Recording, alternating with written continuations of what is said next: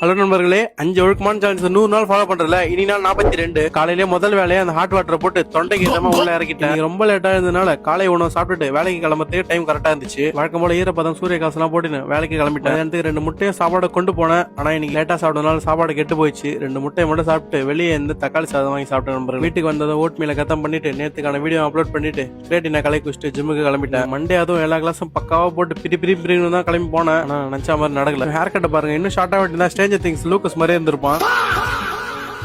நண்பர்களே, நமக்கு இன்னைக்கு நெஞ்சுகறி கிளாஸ். போன வாட்டி சொல்லியிருப்பேன் இந்த மாதிரி 60 கிலோ மேல தாண்ட மாட்டது. அதனால எக்ஸ்ட்ரா 10 கிலோ ட்ரை பண்ணேன், போட முடியல. சப்போர்ட் பண்ணி போட்ட நண்பர்கள். இன்னைக்கான பிளவு பாத்தீங்கன்னா செஸ்ட், ட்ரை, கோர். ஆனா நேற்று செஸ்டோட கம்ப்ளீட் பண்ணிட்டேன். காரணம் எங்க ஆயாவை 4 நாளா சுகர் செக்அப் கூட்டு போறேன்னு பிஸ்கெட் போட்டேன். இன்னைக்கு போனா ரொம்ப டென்ஷன் ஆயிடுவாங்க.